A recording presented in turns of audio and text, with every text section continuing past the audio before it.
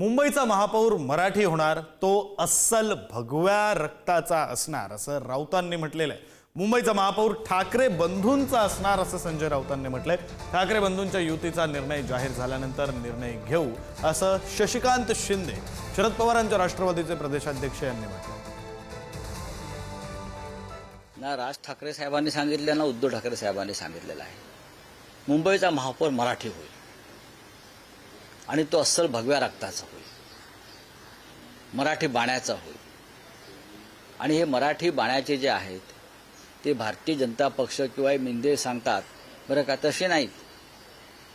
दिल्लीचे जोडे उचलणारा कोणीही माणूस मुंबईचा महापौर होणार नाही।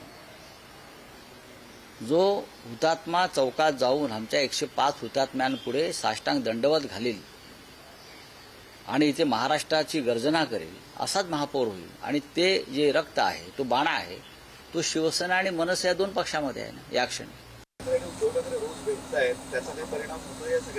नाही, असं काही नाही, असं काही नाही। त्यांचा निर्णय कधी जाहीर होतोय हे महाराष्ट्र बघतोय, आम्ही पण बघतोय। निर्णय जाहीर झाल्यावर पुढचं मग आपण ठरवूया।